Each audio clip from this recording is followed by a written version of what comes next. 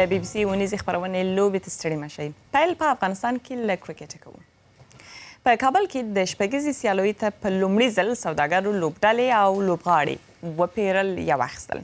په لوبغاړو کې افغان او بهرنیانو دواړه شامل وو. تر ټولو ډېرې پیسې پر افغان کرکټ ستوري ګلبدین نایب ورکړل شوې.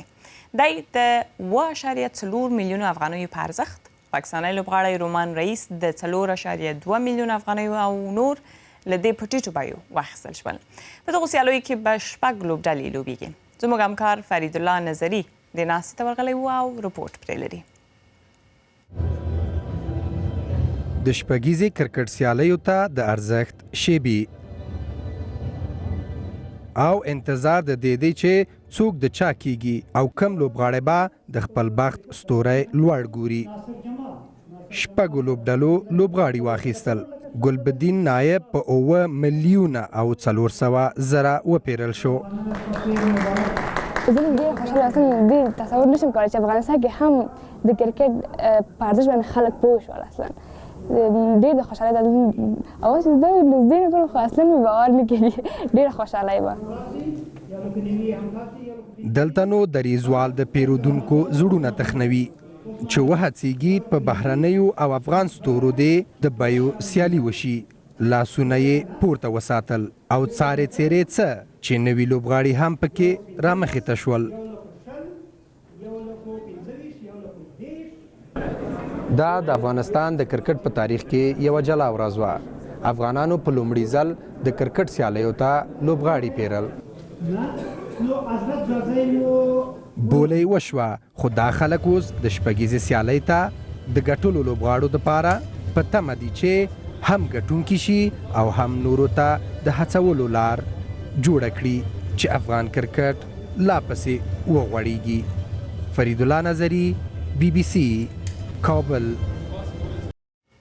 په نړیوالو سپورتي خبرونو کې بیا راتلونکي اونۍ په انګلستان کې د کرکټ چمپینز ټرافي نړیوالې لوبې پیلیږي. نن یې لومړی تمریناتي لوبه د سریلانکا او استرالیا ترمنځ روانه ده. سریلانکا لومړی توپوهنه وکړه او 50 اوورونو کې یې 319 منډې وکړې. دا به وروستی ځل وي چې د چمپینز ټرافي سیالۍ کیږي. د کوربه په توګه انګریزه لوبډله د دې سیالیو ګټلو لپاره تر نورو لوبډلو غوره بلل کیږي. د پریمیر لیګ روان لوبیز کال اتله لوبډله چلسي سبا ارسنال سره د اف ای کپ پایلوبې ته چمتووالی نیسي. دواړه لوبډلې به د لندن په ویمبلي لوبغالي کې سره مخامخ شي. چلسي به هڅه کوي چې روان لوبیز کال دوهمه اتلولي هم وګټي. ارسنال تر دې وړاندې 6 ځلې د اف ای کپ اتلولي ګټلې ده. که سبا هم بریالی شي نو دا به ریکارډ وي. د ارسنال روزونکي آرسن وینګر ویلي ټول پام یې پر پایلوبه دی. زه غواړم راتلونکې لوبه وګټم. ټول پام مې هر کله پر راتلونکې لوبه وي. زه غواړم خپلې لوبډلې او د ارسنل مینوالو لپاره د اف ای کپ اتلولي وګټم او زما لپاره هم دا تر ټولو مهمه خبره ده. ارسنل کلب کې زما د راتلونکې موضوع ډیره مهمه نه ده. د ارسنل کلب مشر آرسن وینګر و. مانچستر سیټي خپل 4 لوبغاړي چې تړونونه یې پای ته رسیدلي وو له لوبډلې ایستلي دي. ګول ساتونکی ویلي کبایرو، منځډګری لوبغاړی هیسس نواس، ګایل کلیشي او بکاري سانیا هغه لوبغاړي دي چې راتلونکی کال به د مانچستر سیټي لوبډله کې نه وي. سیټي په سږني لوبیز کال کې د پریمیر لیګ په جدول کې 3م ځای خپل کړ. تمه کیږي چې روزونکی پپ ګارډیولا به روان دوبی ډېر نوي لوبغاړي واخلي. د افغانستان د فوټبال ملي لوبډله بیا راتلونکي دوشنبه د تمریناتي لوبو لپاره متحده عربي اماراتو ته ځي.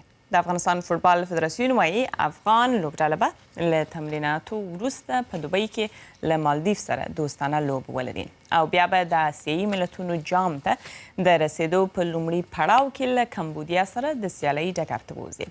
افغانستان په خپل ګروپ کې له ویتنام، کمبودیا او اردن سره لوبې لري چې له ویتنام سره یو مساوي شوي خو له کمبودیا او اردن سره یې لا لوبې پاته دي. په خوست کې د فوټبال ډېر مینوال شته خو ځوانان وایي په دې برخه کې د تخنیکي وړتیاو لوړولو ته اړتیا ده او د معیاري لوبغالي د جوړېدو غوښتونکي دي. د فوټبال چارواکي وایي د فدراسیون ورسره ژمنه کړې ده چې په 1999 کال کې به په ولسوالیو ولایت کې د فوټبال ځینې اکاډمۍ جوړې کړي. درځئ په خوست کې د فوټبال یوازینۍ اکاډمۍ ته ورشو چې ځوانان پکې هره ورځ د فوټبال روزنه کوي.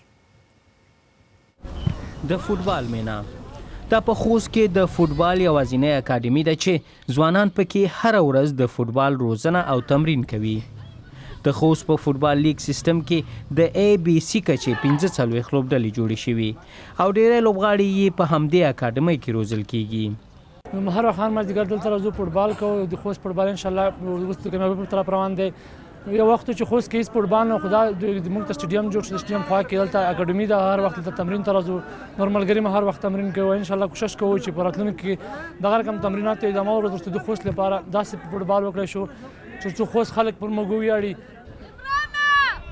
ځینې ځوانان بیا وایي چې د فوټبال په برخه کې د تخنیکي وړتیا لوړولو ته اړتیا ده او دا اکاډمي معیاري نه ده. اکاډمي معیاري اکاډمي نه ده. هغسې اکاډمي نه ده لکه څنګه چې په نورو ولایتونو کې ده. په نورو هېوادونو ته به نه ځو. افغانستان خو وروسته پاتې هېواد ده. اکاډمي زموږ ډېره تنګه ده. دلته 3 ټیمونه تمرین کوي. موږ 15 نفر 2 ټیمونه لرو. لیکي بارتر کې د خوست په لیکي بارتر کې یو ټیم مجاهد ټیم ده، یو ټیم همت ټیم ده. اکاډمي بیخي تنګه ده، معیاري نه ده. پنوي څوک نه، موږ خپله اوبه ورته راولو د یو بل ځای نه. او اکاډمي کې 3 ټیمونه چې تمرین وکړي دا په اصطلاح ډېره کمه ده. د فوټبال په سیستم کې کمه ده. په دا وجه زموږ فوټبال پرمختګ نه کوي د خوست فوټبال. په خوست کې د فوټبال چارواکي وایي فدراسیون ورسره ژمنه کړې چې په 2009 کال کې به په ولسوالیو او ولایت کې د فوټبال ځینې اکاډمۍ جوړوي. دوی لپاره مناسب ځایونه نشته چې هغه دوی تمرینات پکې وکړي. ولې موږ د مرکزي ادارې سره په تماس کې یو، همدارنګه د فوټبال فدراسیون سره.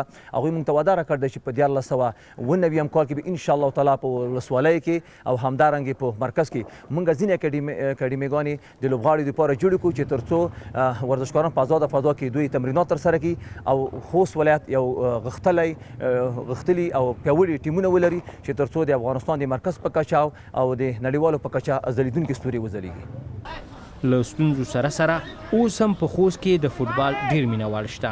څو اونۍ وړاندې په دې ولایت کې د خپل وطن ګل وطن په نوم سیالۍ وشوې چې 15 پیاوړو لوبډلو پکې برخه درلوده او شاوخوا 300 لوبغاړي پکې ولوبېدل.